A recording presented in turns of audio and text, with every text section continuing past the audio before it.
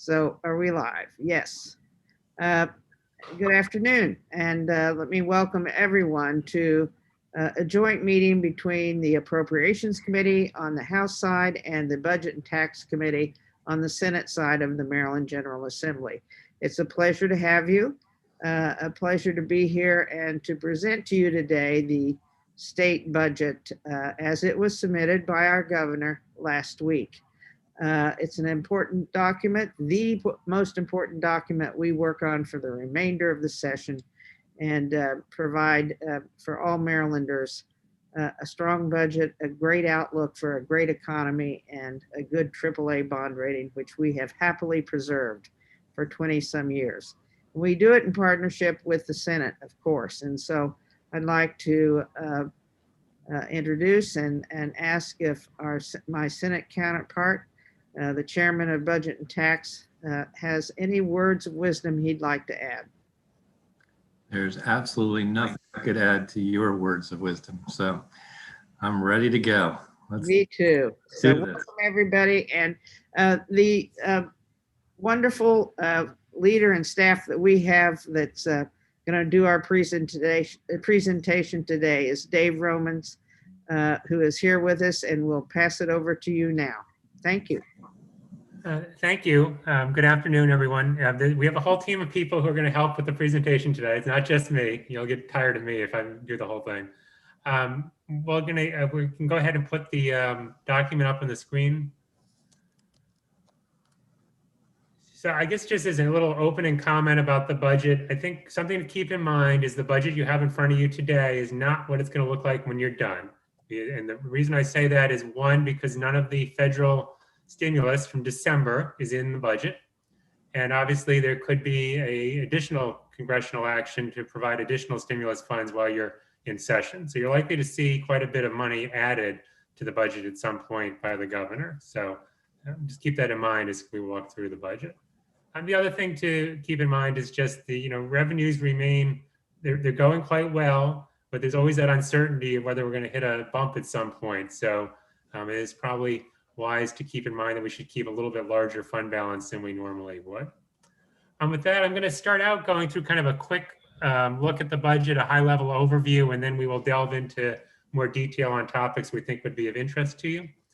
On this first page at the top just shows you the overall funding in the budget. The governor is proposing a little over $49 billion in spending for fiscal 22. Now that's $1 billion less than fiscal 21. Why is that? Well, it's primarily because federal funds are declining for two reasons. One, the CARES Act funding is in fiscal 21, and there's no CARES Act money for the most part in fiscal 22. And the second reason is that the budget assumes that the SNAP caseload, the Supplemental Nutrition Assistance Program caseload, will drop in fiscal 22, reducing federal spending on that benefit. And that's because the economy is expected to improve. But that drives federal spending down by 1.7 billion, those two factors. So that's why the budget declines overall. General funding is actually up by over $1 billion, as you can see there.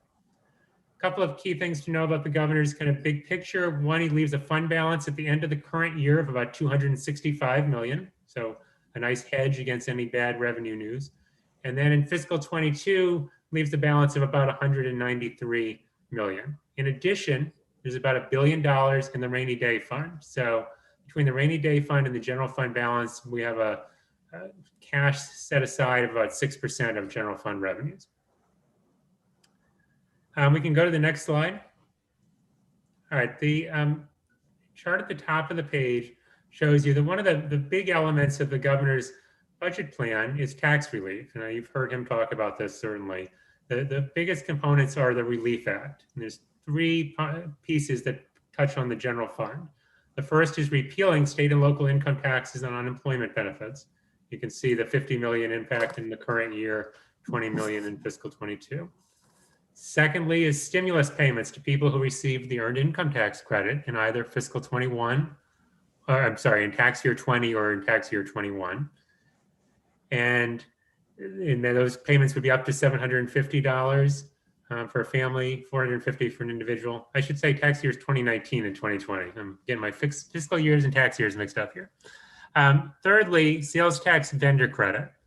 So this would allow businesses with monthly revenues from sales of 100,000 or less to retain 3,000 of the sales tax revenue that they collect for over a 4-month period, so up to $12,000. It would go into effect the month after the bill is passed, and it would reduce revenues by about 300 million. So those are the components of the Relief Act that affect the general fund. There are some other tax proposals that the governor is proposing, many of which you have seen before. Military retirement income adjustment, hometown heroes adjustment. Governor is also proposing to expand the research and development tax credit to about $12 million. And then not reflected in fiscal 22, but starting in fiscal 23, the governor is proposing to phase out the income tax on retirement income. When that's fully phased out, that would cost the state about 300 million or a little over 300 million in revenue. So those are the major tax components of the governor's plan. And really, those are the major initiatives in the governor's plan. Now, the next chart down on the page there shows you the budget balancing. Before you take into account all these tax bills and the Budget Reconciliation and Financing Act, the budget is short of balance by about 188 million. Then you see in the chart the impacts of the tax bills. And so how does the governor balance it? Well, he has $1.05 billion of solutions in the Budget Reconciliation and Financing Act, and we'll hit on the major ones in a few minutes. But it breaks out into about 800 million of spending reductions. Sounds like a lot. More than half of that is putting less money into the rainy day fund than statute would require. As you heard, we still would be at 5% of general fund revenues in the rainy day fund, even with that cut. So that's more than half of the overall cuts. And then there's about 200 million in transfers and revenues. The most notable there being the transfer tax for fiscal 22 being diverted to the general fund, about 101 million of it. And the governor backfills that 101 million diversion with bonds in fiscal 22. So it's fully backfilled with bonds. So no reduction in actual spending on the things supported by the transfer tax. So that's kind of where how you get to the 193 million balance. We can go to the next slide. Okay, this next graphic just shows you the DLS estimates of the structural budget gap for fiscal 22 through 26 under the governor's plan. We think that the budget is slightly out of structural balance in fiscal 22, but the spending affordability goal was to be within 700 million of structural, so the governor has far surpassed that goal. In the out years, we are projecting about a $400 to $500 million problem. A significant portion of that is the phasing out of the retirement income that I talked about starting in 23. So depending on what you do with that you could see quite a different outlook if that was to be rejected. All right, now the bottom part of that page, we start highlighting a few key features of the budget. First, in K through 12 education, the governor fully funded the formulas, and then he put extra money in coming from the Blueprint Fund. Put about 214 million in to hold harmless the local education agencies for declining enrollment and special education transportation costs. Enrollment statewide is down in roughly 5% with the pandemic. So this money makes sure the school systems get at least the amount they got in fiscal 21. The other big K through 12 initiative is about 152 million from the Blueprint Fund to support supplemental instruction and tutoring in fiscal 22. It's also worth noting in terms of the Blueprint Fund that 175 million is diverted to backfill for education trust fund revenue shortfalls in fiscal 20 and fiscal 21. Money went out in fiscal 20 to the local school systems as was mandated, but we didn't actually get all the revenue we were expecting from the education trust fund. So the Blueprint Fund would be used in the governor's plan to backfill for that shortfall in education trust fund revenues. In the health area, the governor is accelerating provider rate increases that were supposed to go into effect in July to January, so starting 6 months early, and there are 4% rate increases. That includes behavioral health, developmentally disabled, and another number of other programs. Temporary cash assistance benefits, the governor has increased them by $100 a month per recipient for January of this year through June to help with the impact of the pandemic. Next slide, please. A couple more things to highlight here. In terms of local aid, for the most part, it is fully funded. There are two programs that were cut. One is the community college formula, the CADE formula. It grows a little over 5%, but it does not grow as mandated. The governor is saving about 27 million by not fully funding what the formula calls for. So it goes up about 14 million, but it doesn't go up the 41 million they were expecting. The other cut is a small cut under less than 400,000 to the City of Annapolis grant. Other things to note include University System of Maryland tuition growing just 2% this year. In terms of state employees, the governor did not, he put money into the budget for the law enforcement officers bargaining unit to get a 4% increase July 1, as well as merit increases. The other bargaining units either get nothing or they would get a bonus and a small COLA later in the year if certain revenue targets are achieved. One of the biggest bargaining unit in the state, AFSCME, did not reach agreement with the administration, so it's not clear that they would get anything even if the revenue targets were achieved. In terms of the capital budget, the expected 1.1 billion of general obligation bonds is authorized. And there's also 244 million of bond premium being added to support projects on top of that. All right, we highlight some potential legislative issues near the bottom of page 4. The first is just thinking about how much cash balance you want to leave given the continued uncertainty with the pandemic. Of course, we'll have a March revenue estimate, which may be informative in terms of how things are going there. A second issue is how to spend the federal stimulus money that's not in the budget, both the December money and any additional money that comes in, and how much impact the General Assembly wants to have on directing that. The third, as you all know, is the question of overriding the Kerwin veto, and we'll talk about that more in a minute. Next slide, please. A couple other things to know. The governor's proposed a fiscal 2021 deficiency of $200 million for unspecified COVID costs. So there's some, we have some idea what some of that's going to be used for, but there's potentially some opportunities there to identify costs that you think should be funded with that money. And I think those are really the highlights. A couple other things to know. The BOOST program is again funded at 10 million. This is a perennial issue for the fiscal committees. And there's no capital funds earmarked for legislative bond initiatives. So to the extent that you want to fund those, we will need to help you find ways to create capacity. So that's kind of a really high level, the highlights. The next section, I'm going to turn over to Tanya Zimmerman, who's going to talk to you in a little more detail about the BRFA actions.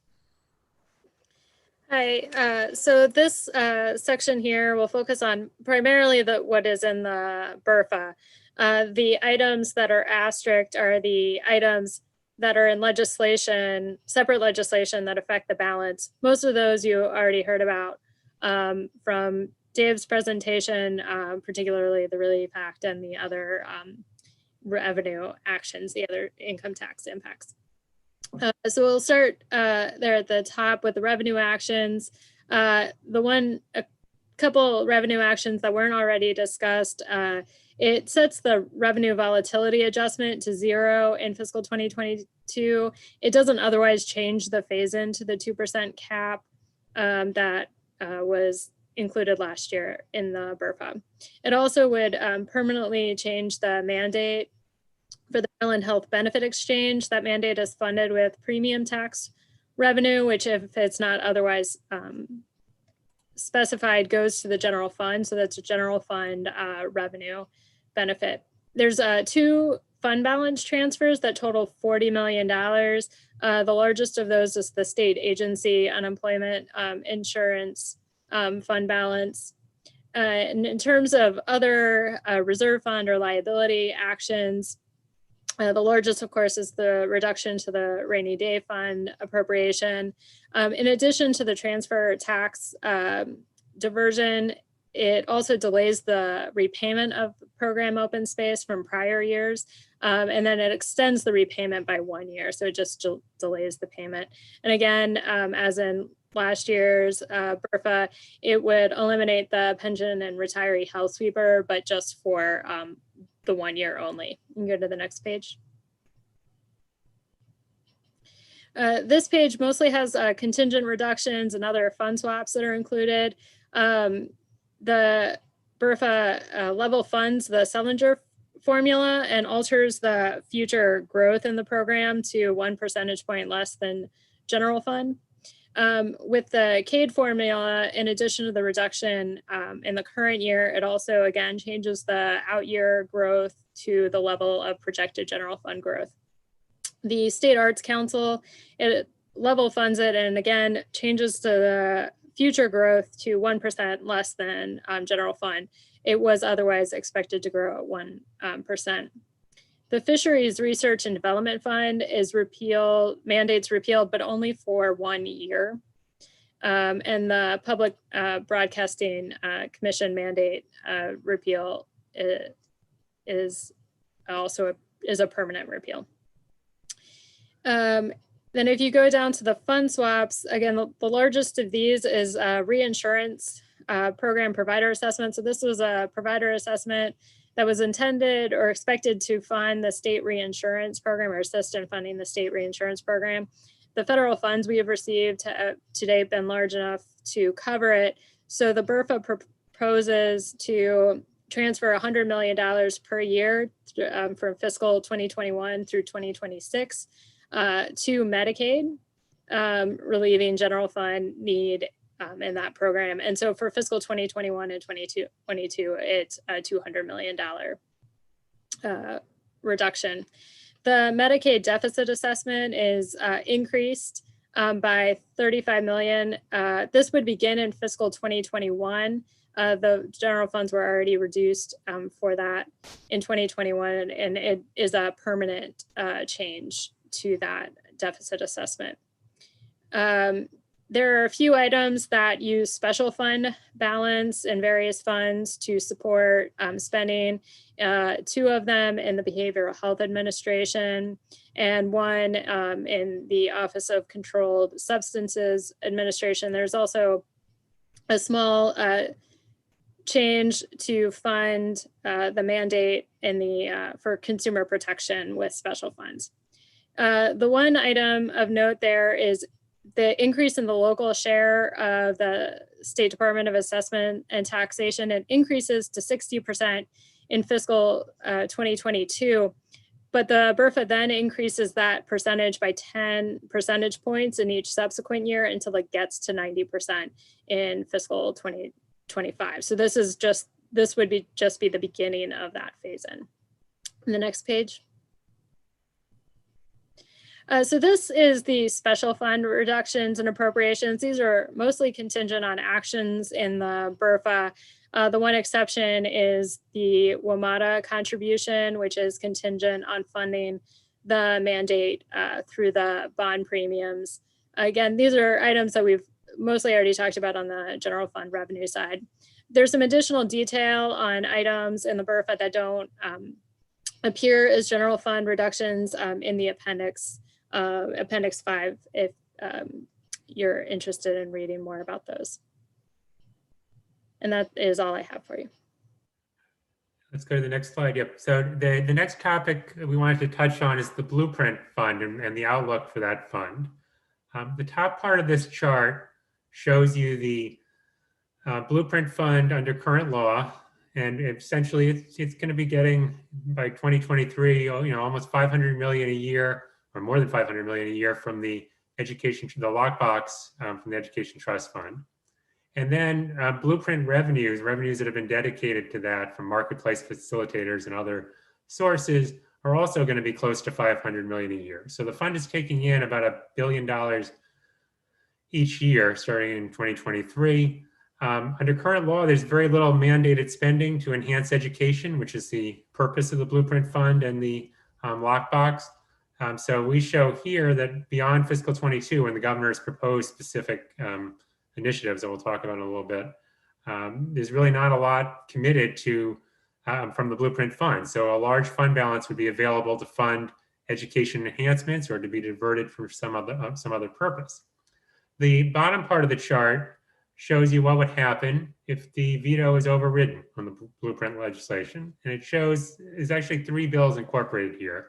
One is the sales tax and digital downloads, which is dedicated to the Blueprint Fund.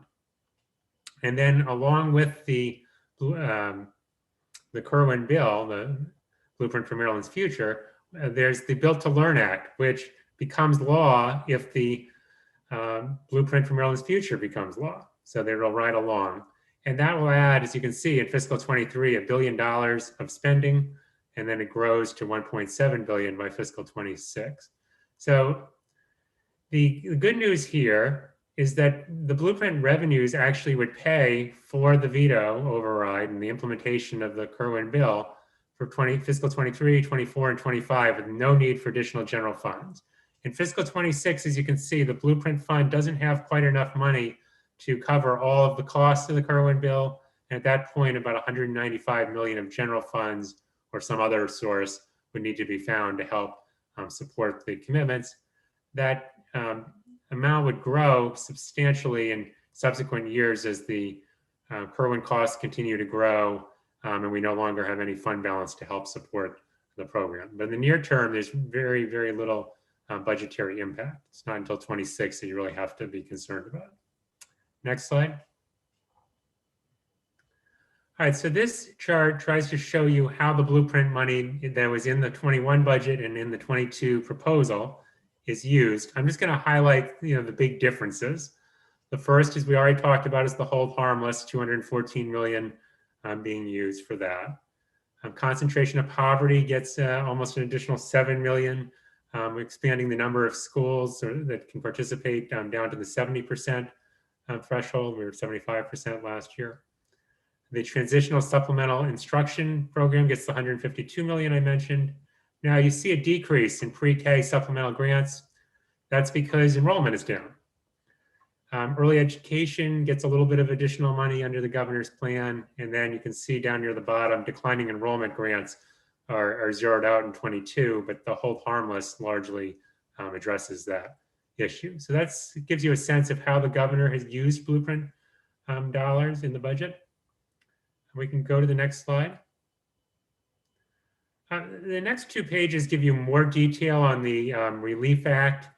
We've talked about most of these provisions. I think it's worth mentioning to you the Budget and Tax Committee is having a hearing on this bill tomorrow. So you're going to see the fiscal note, and the fiscal note has a much higher number on the fiscal impact of eliminating taxation on unemployment benefits. We do not believe that that higher number will adversely impact the fiscal 21 or 22 budget balances.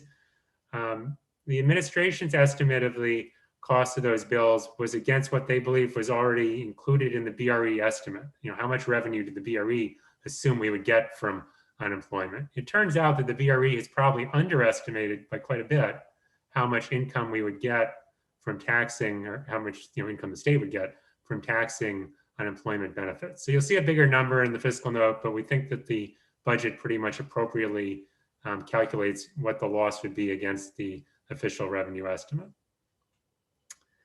The other thing down at the bottom of this page, one provision we haven't talked about that's in the bill is that the governor's bill would exempt certain grants and loans in response to COVID-19, primarily grants and loans given by the state to businesses, would exempt those from taxation. The impact of that is about 40 million, but this is another case where the BRE didn't assume any revenue from that. So while it would be foregone revenue to the state, it doesn't really affect the revenue estimate. Next slide.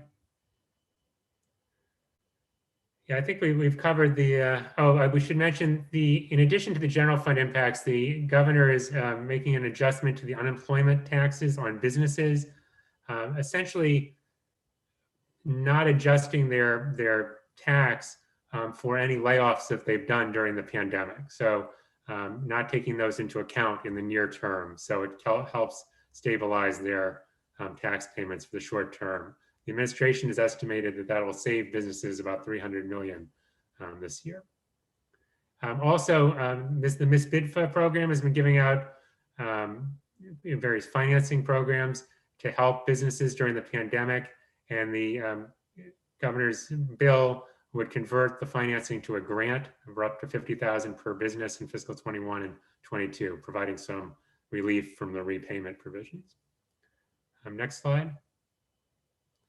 All right, the last topic I want to talk about is the stimulus money that we've gotten. So we thought it'd be helpful just to show you all of the stimulus money that's come in between the CARES Act and some of the other bills around that time, as well as what we expect to get from the December stimulus, as well as the few hundred million the state has put in for stimulus. So the blue bars show you the CARES Act plus the state money, and the yellow part of the bar shows you what the December stimulus would provide. And you can see that of that 30 billion that's come into the state for these purposes, most of it has gone to business assistance. There's a substantial chunk in the health area, quite a lot in transportation, with about half of that going to WMATA, and then significant amounts, but smaller amounts for a number of other areas. Now, there's two things that are not shown in this chart. One is unemployment benefits. Teresa Jasinski will be talking about that in a few minutes when she's talking about revenues, but we've gotten about 8 billion of federal money in unemployment benefits over the last year. And the SNAP program benefits are not reflected here, which will also be probably about $1 billion. So this gives you a pretty good snapshot of the stimulus money. And if we go to the next slide. All right, this slide just shows you the money from the December stimulus and what it is earmarked for. And we've highlighted, I don't know how well it shows up, but we've highlighted in purple those dollars that should actually flow into the state budget. So you should see these either in a supplemental budget or through budget amendments at some point in the next month or two. It's about 1.3 billion that would flow through the state budget. One of the big highlights here is K through 12 education, the second grouping down. The school systems will get, well, there's 869 million for K through 12. The MSDE can set aside 10% of that, which would leave about 770 million to go directly to the school systems based on their Title I enrollments.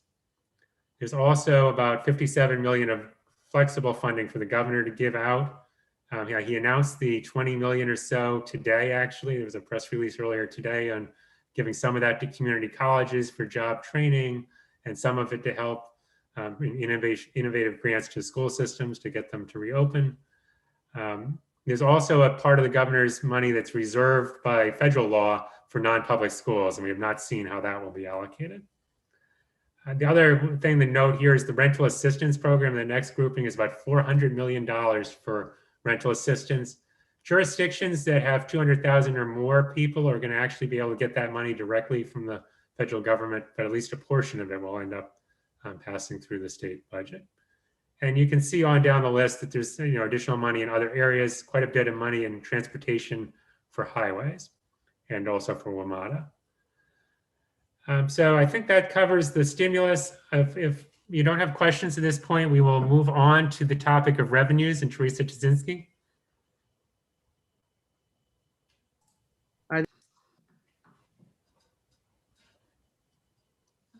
Thank you. We're going to start with the economy and then move on to the revenues. And so the first chart, obviously, as everybody's aware, last year, the economy contracted very sharply in the second quarter when the pandemic began. And although the recovery did begin in late spring, early summer, by the end of the year, the country and Maryland were still in the grips of a pretty significant recession. And this chart shows you how a couple of different metrics for the economy performed over the course of years. So this is monthly data. Beginning, of course, with the labor market, which is probably the most impacted. The first column is the percent change. The second column is the difference in Maryland employment relative to the end of 2019. And we had a small amount of growth in the first 2 months of the year, and after that it began to fall. By April, we were down 375,000 jobs compared to just 4 months earlier. Beginning in May and continuing through the rest of the year, we did add employment. Over May through November, we added about 246,000 jobs. But that left us down as of November by about 130,000 jobs relative to the end of 2019. Now we don't have data for December yet. You may have heard that nationally employment fell in December relative to November. Tomorrow we will get state level employment and unemployment rate data, and we will see if that is also true, was also true for Maryland. Obviously the unemployment rate also spiked substantially, hitting 10.1% in April before beginning to come down. As of November, the unemployment rate was 6.8. That's a very high, quite a elevated level still. Just as a point of comparison, during the Great Recession, the peak unemployment rate in Maryland was 7.8%. So just 1 percentage point higher than we are as of November. As the result of the rise in unemployment, of course, there was a significant increase in the number of people claiming unemployment insurance benefits. And you can see that that grew substantially. This column here by month is the regular state program. So through November, it was $1.7 billion. But as David mentioned, there was a very substantial federally funded expansion of unemployment insurance benefits, both additional benefits in the form of that $600 per week that was in effect through the end of July. They also provided an additional 13 weeks of unemployment insurance benefits after a person exhausted their regular state benefits.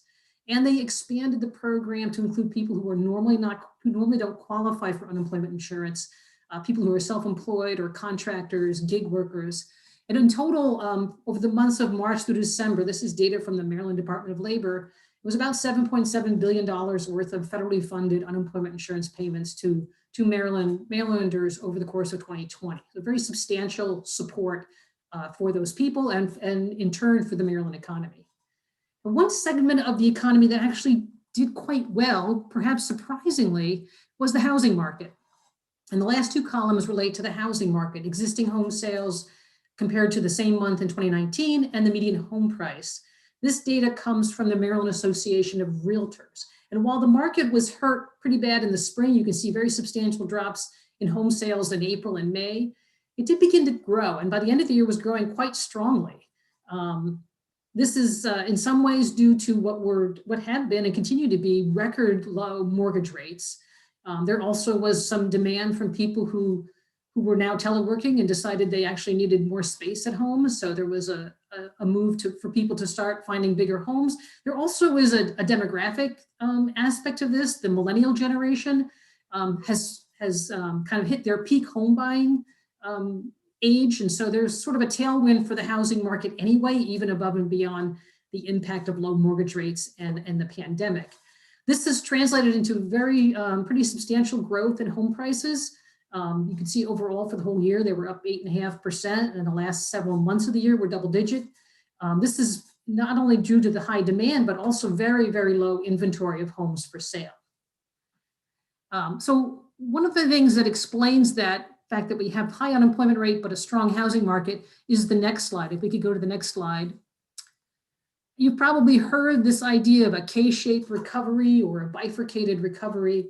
And the reality is that the impact of the pandemic recession has not been evenly spread across the economy.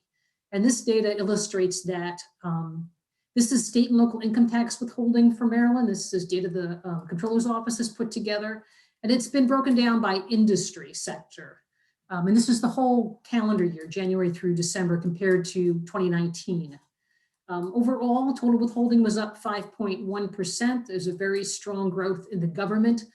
Some of that, though, is due to the extraordinary growth in unemployment insurance benefits. But even excluding that, the government was up 5.4%. Some of that is due to the federal government. They actually increased employment, partly due to the temporary hiring for the census. There also was in 2020 a 3.1% federal COLA for federal employees. Amongst the private sector, what we've done is we've divided it between industries that have seen growth and those that have been declining. Overall, the private sector was up 2.7%. So the increasing industries more than offset the declining industries in terms of withholding collections. Amongst the increasing industries were some that are very large, like professional and business services and retail trade, and also very high paying, like finance and insurance. Amongst the declining industries are those you would expect, the ones that have been really hammered by the pandemic, Accommodation and food service, that's hotels, motels, restaurants, bars, they've of course been really devastated. Also, the arts, entertainment, recreation group includes sports, performing arts centers, museums. The casinos are in this category. They too have been severely hurt, as well as personal repair services. So hair salons, spas, fitness centers, gyms have all struggled. But still, in total, the private sector is up 2.1%. Withholding, excluding the UI benefits, was up 3.4%. You can think of that as withholding from wages. And then there were some local rate increases that are boosting the growth in withholding. You can see them listed there at the bottom, but even excluding the local rate increases or adjusting for it, we still had growth about 2.5% in withholding for the calendar year. And that's a really big reason why our withholding is by far the largest part of the personal income tax, and the personal income tax is by far the largest general fund revenue source. So this is a really big reason why, although revenues are down from where they were expected to be last March before the pandemic began, they were not down as much as was initially feared when the pandemic began. And so the next chart shows the general fund revenues. If we can go to the next slide, yeah. As you know, the Board of Revenue Estimates issued a new revenue forecast in December, and this just compares it to their September forecast. Overall, it was a fairly small change, a small upward revision of 0.3% in fiscal 21, a somewhat larger upward revision in fiscal 22 of 0.7% or $143 million. There was a slight improvement in the economic outlook between September and December, but the bigger change really was to the capital gains forecast. The September estimate had been based on a capital gains forecast from Moody's Analytics that was done in August, and it was quite bearish for both calendar 20 and also calendar 2021. And by the time we got to December, it was pretty clear the stock market was doing pretty well. In fact, the S&P 500 ended the year up 16.3%. And so the BRE revised their capital gain assumptions, and that had a really big impact on, obviously, the personal income tax. Year-to-date performance was another factor in the revisions. Some things like the lottery and the insurance premium tax were revised upward because of year-to-date revenue. And to keep in mind, the lottery numbers, that was even before the big Powerball and Mega Millions jackpots. The lottery was doing quite well. But other things were revised down, like the estate and inheritance tax, the district courts, and interest earnings, as interest rates, of course, have been very low. And then amongst some special funds of note, there was an upward revision to the sales tax revenue that goes to the Blueprint Fund. This is a subset of online sales tax revenues related to remote sellers who began to collect after the Wayfair decision, as well as marketplace facilitators who were required to collect the sales tax on their third-party sales from legislation at the 2019 session. Those were revised up. You may not remember, but I will remind you that in fiscal 21 only, the Blueprint Fund is getting some corporate filing fee revenue. This is from a provision in the 2019 Budget Reconciliation Financing Act. And then you can see for the casinos, the Education Trust Fund, there was a small downward revision from September in fiscal 21 and basically no change in fiscal 22. And that's all I have on the economy and the revenues, and I'd be happy to take any questions. Any questions? Please raise your blue hand if you have one, and either the chair on the Senate side or I will call you. We'll rotate. Any questions? All right, seeing none. Dave? And if there's no questions, we're going to move on to talking about a little more detail about the operating budget, and Rebecca Ruff is going to kick that off, and then Simon Powell will follow her. Okay. So what you see on the chart in front of you is a summary of end of year balances for fiscal 2020 through the 2022 allowance. And the numbers of greatest importance are those that are highlighted in the box in the middle of the page, which provide you with the cash balance at the end of each fiscal year and also the structural balance. As Dave already mentioned, we are projected to be in a cash surplus in each of the 3 years presented here. We're expected to close the current fiscal year with a surplus of $265 million in the general fund. And then the allowance is currently projected to have a balance of $193 million at the close of fiscal 2022. In addition, although the governor's calculation provides them with a structural surplus, our evaluation of that did find a little bit of discrepancy with their calculation, and we do put them at just shy of structurally balanced, a shortfall of $77 million, but still well within the spending affordability limit that was set of having no more than $700 million structural shortfall. Also of note on this page is that the rainy day fund is projected to close fiscal 2022 with a balance of $991 million, which is also within the spending affordability guidelines of having the equivalent of 5% of general fund revenues at the close of the fiscal year. So in total, we're looking at combined cash balance of just shy of $1.2 billion. And on the next slide, we provide for you a little bit more detail about some of the activity that's been going on with the rainy day fund in the current fiscal year, and then what's planned for the upcoming budgeted year. When fiscal 2021 opened, we were at about 6% of general fund revenues with just under $1.2 billion in the rainy day fund. I'm sure you're all aware that the governor transferred $250 million out of the fund to be used for funding his economic recovery initiative. The details of how the $250 million is spent is provided for you at the bottom of this page. The majority of it going to commerce to provide relief for restaurants and hospitality businesses, entertainment venues, and also a layoff aversion program. In addition, when we were putting the fiscal 2021 budget together, it was assumed that there would be a $54 million transfer out of the rainy day fund in order to help seed the general fund balance.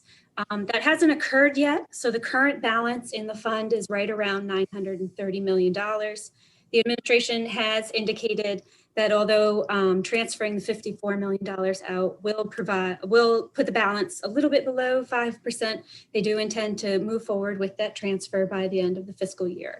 So fiscal 2022 is projected to open with a balance of right around $884 million. The statutory appropriation would bring the balance up to about $1.4 billion, which is actually about 7.1% of general fund revenues, but the BRFA does propose a transfer of $422 million to have the closing balance be right at 5% of general fund revenues.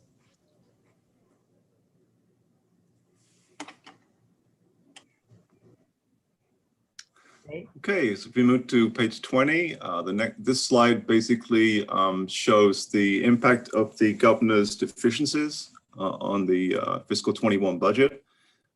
This chart is kind of what we were expecting when we did this for the SAC briefing. We were expecting something like this, and in fact came to pass. Entitlement spending, as you'd expect, is up by $329 million. Medicaid now is at Medicaid enrollment is at 1.5 million. We're covering over 25% of the entire state population on the Medicaid program. And we're also seeing in the deficiencies enhanced expenditures on COVID-related operating costs. What's offsetting this is the enhanced federal match that we're getting as part of the National Public Health Emergency.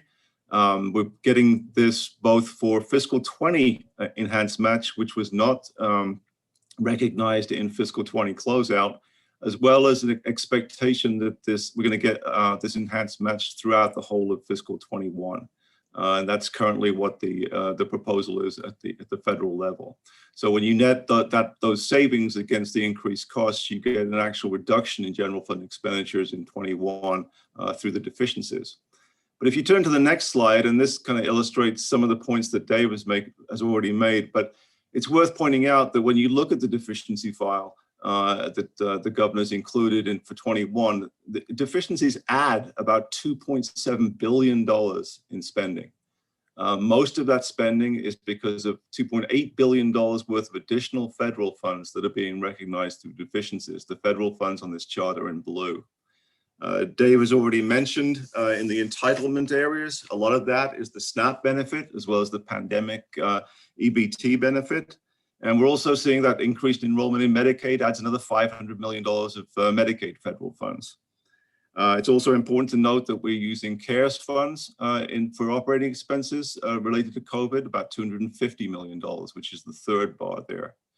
There are some special fund increases. As David mentioned, the Blueprint Fund is backfilling for the Education Trust Fund shortfall from 20 and 21. And we're also using a little bit of additional bond premium as well. If you turn to the next slide, this is a chart that shows essentially the 2022 operating budgets. And we've grouped these budgets by various agencies. So you can see like public safety agencies, local aid, health, and we've excluded PAYGO and some other things which kind of often tend to muddy the waters. And we've grouped this chart by looking at the extent to which agencies rely on general funds. And we put this chart together to try and see if agencies which had a greater reliance on general funds, which is the green bars, and we're just going to be disproportionately hit in the budget when you compare 21 to 22. The comparison between 21 and 22 is the line, the dark line underneath. It turns out that there wasn't a lot of difference whether you were especially reliant on general funds, which is to the left of the chart, versus not being particularly reliant on general funds to the right of the chart. Budget growth generally is pretty low. But what we did find when we looked at this, there was two areas where budget growth is particularly low comparing fiscal 21 and 22. Other executive agencies in the middle there, down 19.9%. Well, other executive agencies includes Commerce, Housing, Labor, Department of Budget and Management. And these are all agencies that in fiscal 21 get a significant amount of general, special federal funds that relate to COVID-related expenses for business assistance and so forth. That's not there in 21. And secondly, when you look at other entitlements, which is entitlements other than Medicaid, they're going down almost 32% comparing 21 to 22. And again, as David mentioned, that's because the SNAP benefits, the pandemic EBT benefits, which we received in 21, are really not being budgeted in 22 at this point. Again, this chart by the end of session could look very different depending on the extent to which federal funds are brought in. Some of the agencies that are struggling with special fund revenues, for example, like higher education, transportation, which Steve McCulloch will talk a little bit more about. This chart may look very different by the time additional federal funds come in, depending on when the governor chooses to bring it in and allocate it to either 21 or 22. So if you turn to the next slide, this is our traditional look at how we basically are growing the general fund budget, just looking specifically at general funds here. As David mentioned at the beginning, general fund growth is about 1.3 billion. A lot of that is essentially backfilling for the federal funding, the one-time federal funding that we're using in fiscal 21. That's the enhanced federal match as well as CARES funding, which is supporting a lot of public safety salaries. We're expecting additional growth in Medicaid. We're not expecting Medicaid growth to be particularly strong in fiscal 22 in terms of enrollment. The idea is that with expanded vaccination and hopefully an economic recovery, enrollment growth will plateau. It won't sink particularly strongly, but it'll at least plateau.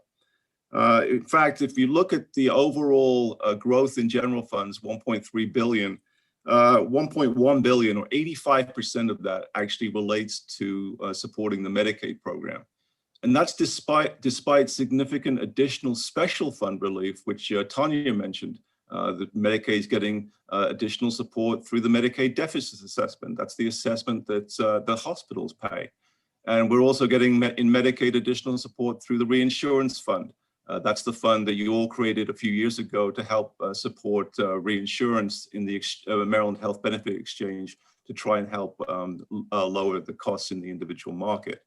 So despite the additional special fund support, Medicaid is chewing up most of the general fund growth here. Other areas of growth, state agencies, personnel, about 142 million. I'll discuss that a little bit more in detail in the next slide. But there are also some areas where general fund spending is actually dropping. Local aid is one of them. Although, as David mentioned, use of the Blueprint Fund helps preserve growth in local aid, especially education aid, which Hiram will detail more in a moment. And there's that big drop in DBM, that one-time $200 million funding for COVID is not there in 22, so that it comes down in 22 to leave the 1.3 billion increase. If we turn to the next slide, get into a little bit more detail on the $142 million growth in state agencies and personnel, because this is a lot of the things that you'll kind of see when you get into the individual analyses. You'll see there's an additional spending, general fund spending in the to support the annualization of the fiscal 21 2% general salary increase, which went into effect January 1st. We're seeing additional costs in Department of Human Services for the MD Think IT program. We think a lot of that's because some of the spending is being moved from development, IT development, to operations and maintenance, and there's a different federal fund match involved with that, so there's more general funds needed. As always, there's strong general fund growth in the Department of Development and Disabilities. That's for the annualization of the rate increase, as well as for additional community expansion. There's additional funding for 2 bills that was passed last session to increase state salaries and staffing levels at primarily the state psychiatric hospitals. In the areas of savings that we're seeing between 21 and 22, there's savings in the Department of Public Safety, specifically related to the closure of a couple of pre-release units. And I should also point out at the end there, you can see that growth in the University System of Maryland and Morgan State, general fund growth is actually down when you exclude non-personnel funding, about $40.3 million. But again, I would point out that depending on what happens with the stimulus money that we know is going to flow into higher education, whether it flows in 21 or 22, that does not necessarily mean that those institutions will not have additional support. So that's our big picture look at the general fund spending in the budget. There's additional detail in the appendix on all the different programs. And I'm now going to turn it over to Jason Kramer, who's going to talk a little bit more about personnel. Thank you, Simon. This chart shows all of the funding provided for the various statewide personnel actions in the fiscal 22 allowance. As Simon mentioned on the previous slide, the annualization for the fiscal 21 2% salary increase is included in the allowance. There's $81.2 million in general funds for that purpose. As I think Dave mentioned before, there is no funding for any general salary actions in fiscal 22. However, the State Law Enforcement Officers Labor Alliance, SLEOLA, receives a 4% general salary increase effective July 1st of this year, as well as increments. That cost for that is $14.2 million in general funds. Also provided in the statewide program is about $7.9 million in general funds for correctional officer retention and recruitment bonuses. The allowance also provides funding for 2 pieces of legislation that were passed during the last session. A total of $30.5 million in general funds are provided for this purpose. The first is $4.7 million for the boosting of salaries for security staff at state hospitals. The second piece is $25.8 million to boost pay for certain patient care staff at Perkins Hospital, as well as other state hospitals where forensic admissions make up 75% of the admissions there. Finally, $7.9 million is included for the annual salary review. The primary recipient of these funds will be fiscal specialists, so accountants, revenue estimate people, budget specialists, et cetera.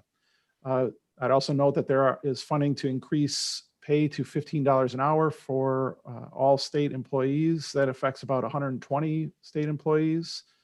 And then finally, as Dave hinted at before, MPEC and AFT bargaining units have come to agreements with the state for a $500 bonus on January 1st of next year if revenues exceed the December estimates by $75 million, and a 1% cost of living increase effective next April 1st if revenues exceed the estimate by $200 million.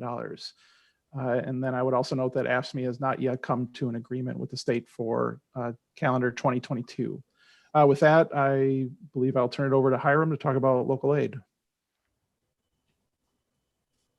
Okay, as you can see on page 26, local governments would get around $8.7 billion in funding in fiscal 22. This represents a $230.1 million or 2.7% increase over the prior year. As in most recent years, public schools will receive the vast majority of state aid, with state funding totaling $7.4 billion. This represents a $196.9 million increase over the prior year. Funding for county and municipal governments will total $749 million, representing a $13.7 million increase.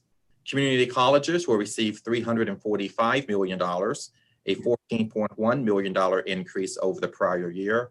And this does include the governor's proposed reduction to community colleges. Libraries will receive $84.9 million, a $1.1 million increase, and local health departments will receive $65.8 million, a $4.4 million increase. The next page shows state funding by major programs. And as you can see, that education aid under the major funding programs will decrease by around $204 million this year. This decrease is due to the decline in student enrollment counts. The FTE enrollment is down by 2.3%, which causes funding decreases for the foundation program. The free reduced price meal count is down by around 6.7%, which causes the compensatory aid program to decrease. The English language learners enrollment is down by 4.7%, which causes funding for the limited English proficiency grants to decrease. Special education enrollment is down by 3.4%, which causes the special ed program to decrease. And student transportation is down due to a sharp decline in the number of special education students receiving transportation services. However, these decreases are offset by a $213.7 million hold harmless grant that is provided under the Blueprint plan. In addition, the state budget includes $497.4 million in funding for other Blueprint programs, and this represents a $157.1 million increase over the prior year. Turning to county and municipal governments, you can see that transportation funding is up by $17.4 million. This is a 7.2% increase. Public safety funding is up slightly, with local governments receiving around $183 million in state support. The gaming impact aid continues to rebound, with funding projected a total $91.8 million in 2022. The one area that will receive less state support this year is the disparity grant program. Funding for disparity grants is projected to decrease by $10.3 million in fiscal 2022. And as you know, the disparity grant programs provide state support to low wealth jurisdictions by addressing the differences in the abilities of counties to raise revenue from the local income tax. The program includes a minimum funding level that provides enhanced state funding to the counties that impose a 3.2% local income tax rate. Legislation adopted by the General Assembly last session would have raised the minimum funding level from 60% to 75%. Beginning in fiscal 2022, the legislation would have provided 6 jurisdictions with an additional $15.2 million in funding. However, the governor vetoed the legislation, citing fiscal issues due to the COVID-19 pandemic. So therefore, instead of receiving an increase in disparity grant funding this year, 6 counties are going to receive a decrease in funding. And these jurisdictions include Caroline, Dorchester, Prince George's, Somerset, Washington, and Wicomico County. The next page shows a comparison in state aid on a per capita and annual change basis. And as you can see that state aid per capita in fiscal 2022 will average around $1,432. This ranges from around $750 in Talbot County to over $2,000 per capita in Caroline and Baltimore City. This represents the state policy to provide greater financial assistance to local governments that have a lower tax base. Around 70% of state aid is allocated based on local wealth, and this includes the local property tax base and the local income tax base. You also see that the average increase in state aid averages around 2.7%, with most jurisdictions receiving between a 1.6% and a 3% increase in state aid. Okay. So I think the next topic we're moving to is transportation, unless you wanted to do questions on the operating budget. Any questions? We have a senator. You want to call on him, Chairman? I don't know. Probably not. Yeah, No. I'm afraid. I'll let you make that call, Chairman. Senator Roosevelt. Thank you very, very much. Back to the disparity grant. I get the issue, the governor vetoed the bill going forward, but I apologize for not being more familiar with this. Why did the amount go down from last year? The program had an enhanced funding match for jurisdictions with a 3.2% local income tax rate. The enhancement went from 60% to 67.5%, but that enhanced match terminated after fiscal 2021. So therefore, you needed legislation to either. I see. So it was a sunset. Right. Got it. Thank you. Answer the question. Thank you, Mr. Chairman. Thank you. Delegate Proctor has a question.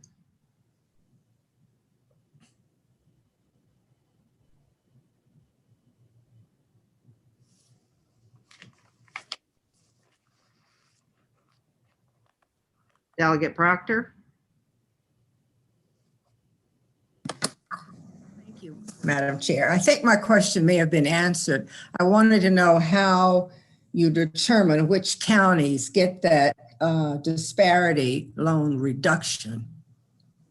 Okay, the disparity grant counties are jurisdictions that collect less than 75% of the statewide average in local income tax revenues. And so you have around 10 disparity grant counties, and the grant program brings each jurisdiction's funding up to the 75% statewide average. However, there is a cap provision that was put in place in 2010 that caps each jurisdiction's amount they receive each year to what they received in 2010. But subsequently, there has been a minimum funding level that was put in place that guarantees each jurisdiction a certain share of their grant amount based on their local income tax rate. So the jurisdictions that have a 3.2% local income tax rate is guaranteed at least 60% of their formula aid. The legislation that the General Assembly approved last year increased that to 75%. So that is the reason why the funding is down this year, is that in 2021, the jurisdictions with a 3.2% local income tax rate received 67.5% of their funding level. Thank you. Senator Zucker. Thank you very much, Mr. Chairman, Madam Chair. This question is for Rebecca Ruff. Ms. Ruff, on page 19, it talks about the Maryland Strong Economic Recovery Initiative. On page 19, there you go, page 19. I'm just going to pick one out. Let's do the top one, the restaurant relief for $80 million.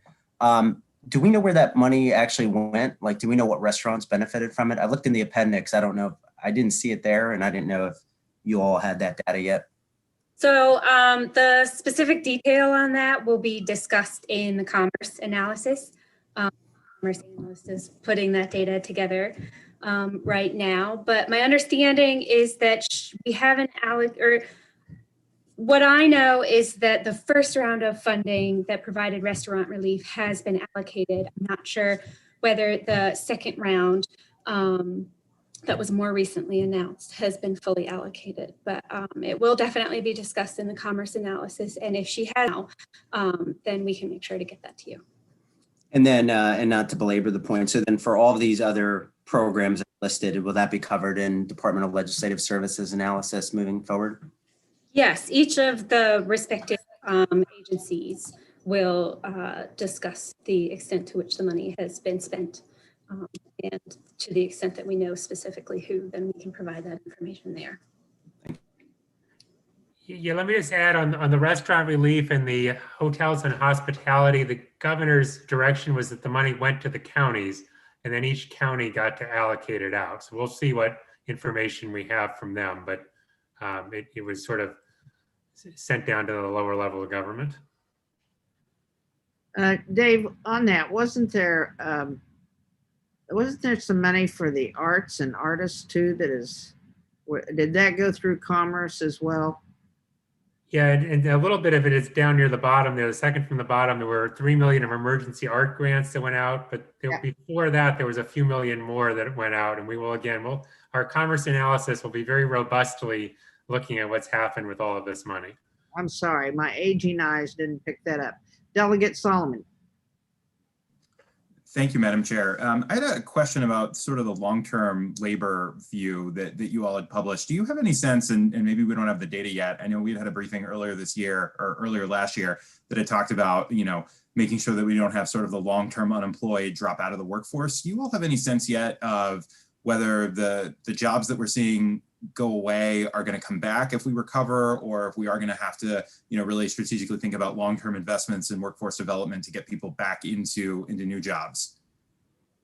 I'll start off, and then if Teresa has anything to add, she can jump in and add it. I mean, when you looked at that wage withholding in the industries that have seen the job losses during the pandemic, it's been concentrated in the hotel, restaurant, hospitality world. So we certainly would think a lot of those jobs would come back as restaurants are able to, reopen and have, the regular complement of people coming in.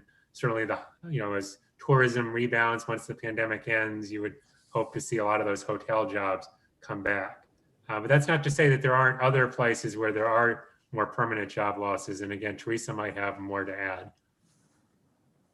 I would just say that that process of jobs coming back in the food service and hospitality, it may take some time. I mean, some restaurants have just gone out of business, period. And while, new restaurants may form over the next couple of years, it may not be a quick process of that kind of stuff rebuilding. And there may be some longer term. It's not clear, whether or not business travel will come back the way it was, for example, or convention, business will come back. So it may not be quick, but we would certainly expect, and I think economists expect there's a lot of pent up demand for people to go out, to go to restaurants, to go to movies, to go to concerts and stuff. So we would certainly expect those jobs to begin to come back as the pandemic hopefully comes to an end, over this course of this year. Thank you.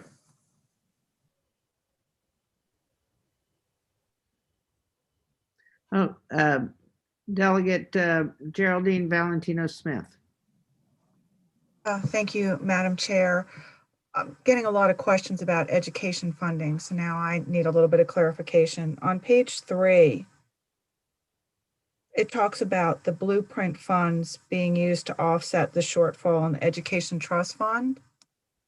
So I just want to be able to explain, under the lockbox that we passed, weren't those funds, or are those the funds that are supposed to be protected as just supplementing and not supplanting education funding?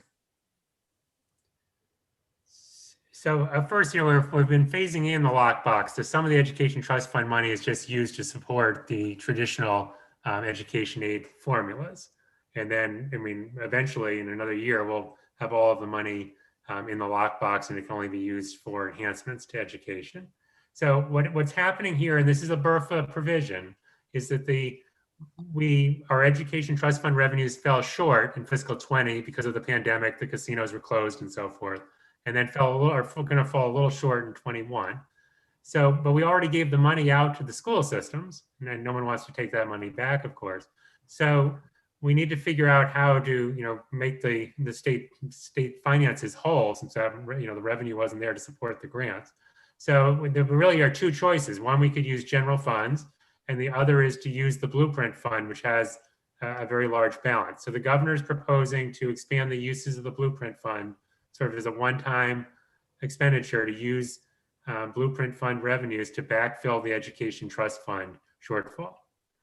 And that's consistent with the referendum language and what the public allowed with respect to the lockbox. Well, so it gets a little complicated here. So there's the ETF money, which goes into the lockbox, but then there's blueprint fund revenues that come from marketplace facilitators, online sales, and so forth. The blueprint fund does not have any constitutional restrictions on it. It's just statutory.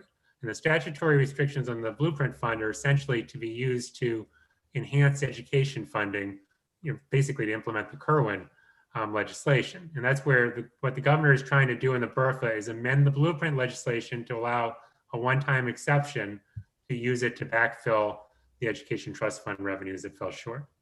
Yeah, So what is constitutionally protected? If I might say that what he's trying to do is amend what we did in the legislation, but not what the voters did. He is not amending what the voters did. He can't do that. Right. No, I just was unclear on what's constitutionally protected versus what's statutorily protected. And he is doing this in a way that all the money that's constitutionally protected remains that way. Thank you, Madam Chair. Thank you. We have a senator. You want to go ahead, Chairman?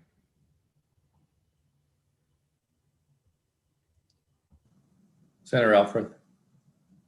Thank you, Mr. Chair. I know it's hard to kind of get to the details of what money came from the feds and CARES Act versus state money. I'm particularly interested in state funding to our local county health departments to assist with vaccine distribution. I think that's the biggest question, or that issue is the biggest one I'm hearing about from my constituents. So I'm curious if it's possible to drill down on how much support the state is providing or not providing to our local health agencies. Simon Powell is our expert on this topic, so I'll let him talk. Thanks, Dave. I mean, we're still discovering, to be honest, Senator, we discovered over the weekend additional federal grant support from a different source that's not CARES, that's going into some of which will go to local health departments, some of which may help with vaccine distribution. Overall, I mean, local health departments have received additional funding in various ways through extra support for personnel, for PPE. A lot of that stuff has come through the budget, but there's a lot of stuff that we haven't seen at this point, to be honest with you. And getting that accounting is something that we're trying to do. We're trying to do that for the overview analysis for the health department. And on top of that, I will say that, as David mentioned earlier, in terms of, we know there's money that's in the December stimulus for vaccinations. It's only about 75 billion, which is actually far less than what was in that stimulus for testing and tracing. One would expect that the new administration at the federal level, based on the documents I've seen in terms of their planning for vaccination, will want to get a significant amount of additional money out for that. I think the bigger issue, though, is how they intend the vaccinations to be distributed, whether they're going to use local health departments, whether they're going to use pharmacies, or how they're going to do it. And I think that will actually guide how that spending happens more than anything else. Thank you, Simon. I trust your judgment and thorough eyes on this very critical issue for our constituents. Thank you, Mr. Chair. Delegate Beitzel. Thank you, Madam Chair. I have a question on page 12, dealing with unemployment. The unemployment benefits, there's a note there that this excludes layoffs and stuff. I've received complaints that people that were restaurants and businesses that were considered non-essential that got shut down. And then when they called their employees back, or whenever they could open up, or whatever employees they kept, now their rating has changed and they have to pay a much higher unemployment rate that they never experienced before. Does that require a change in legislation to correct that? Or is the governor going to take care of that? Or is there going to be anything addressing that issue? Well, this legislative proposal from the governor is trying to protect those businesses who had to lay people off because of the pandemic from seeing a rate increase because of the layoffs based on their experience. I think the rates have gone up some, though, because the state is, we've drained a lot of money out of that fund. So we're going to have to tax all of the businesses at a higher rate going forward to maintain, revenue coming into the fund. But we can get you some more information on that. I think there's going to be a lot of legislative activity in this area. All right. Thank you. Thank you, Madam Chair. You're very welcome. I think that's all of the questions at the moment. You have anything else? We have 2 topics left. We have a couple of slides on transportation. I think starting on page 29. Yeah, we got caught up there in questions, but those were good questions. Thank you. Okay, good afternoon. So on page 29, we start looking at the Department of Transportation and Transportation Trust Fund. This table compares the trust fund forecasts. There are 3 forecasts that are compared. The first column is the 2020 forecast. Obviously came out before the pandemic hit. The second column is the September draft forecast. And as you can see from the third column, the change in the forecast, and this only compares the 5 years, fiscal 21 through 25, that overlap between the forecasts. There was an expectation that revenues would be hit in the tune of $2.2 billion. The next column shows the current forecast, which just came out with the budget, and things have improved slightly. An increase in revenue relative to the September forecast of $691 million. But overall, when you compare the January to January, the forecast is still down $1.5 billion relative to what we knew last year or expected. The capital program decreases in the current forecast by $648 million, and the operating program over this 5 years declines by $737 to take into account that declined revenue.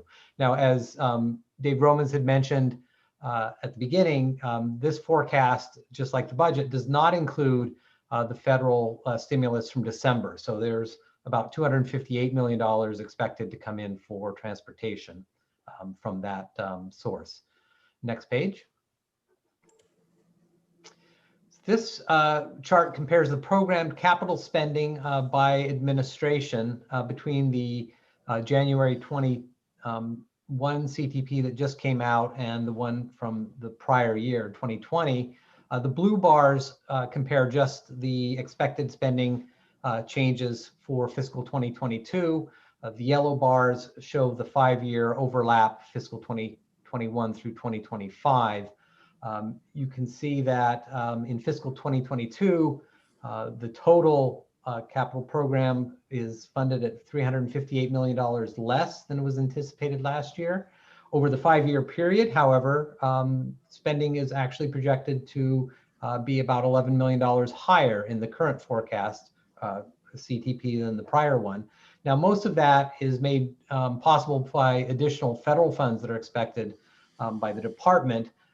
The special funds of the department are actually down over this 5-year period by about $786 million. Next slide.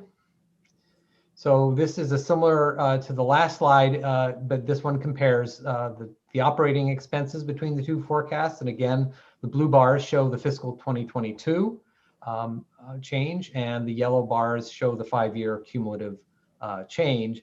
And as you can see from this chart, the funding that has been cut back in fiscal 2022 basically stays, takes it out of the base. And so when you compare the two forecasts on the 5-year period, at the end of the total decrease for the 5-year period is about $758 million. And that's it for the transportation section, unless there's questions. There are no questions. Last but not least is Matthew Klein to talk to you a little bit about capital. Okay, thank you. On page 32, the chart compares the fiscal 21 to the fiscal 22 budget that's proposed by the governor. Some of the highlights, the biggest funding component of this, excluding the what's in the transportation CIP, is general obligation bond funds. As David mentioned in his opening remarks, the funding level is consistent with what was recommended by the Spending Affordability Committee, which provides roughly a 1% increase over the prior year. However, I would note that it is below what was programmed in last year's CIP to the tune of $50 million annually. So if you're looking for some things that were programmed in last year's CIP that may be different from what is being proposed this year, the difference in what is programmed last year to this year may explain some of that. The next piece of this is the revenue bonds. The budget includes the $30 million for the University System of Maryland, but the biggest feature of this is the $520 million of revenue bonds that would be issued by the Maryland Stadium Authority through the Built to Learn legislation, which was signed by the governor last year. However, the provisions of which were made contingent upon enactment of the Blueprint for Maryland Future, which the governor vetoed. So right now there's no authority to issue this, but the budget proposal includes funding for revenue bonds in each of fiscal 22 through fiscal 25 for 4 years. So the program would issue the $2.2 billion for the school construction program through the Built to Learn legislation.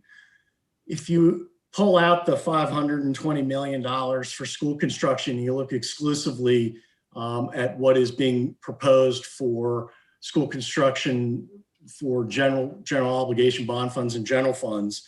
The budget provides $313 million. This is slightly down from what was programmed in last year's CIP, which is $331 million, and below the $408 million that was provided last year for fiscal 21.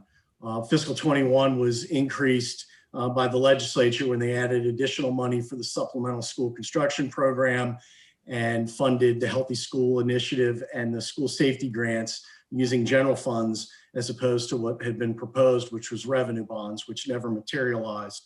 So there is a difference in the GO bonds on the general fund expenditures for school construction, but it's still $833 million if you include the $520 million of revenue bonds. Another feature of the governor's proposed budget is the use of bond premiums. David had mentioned that earlier.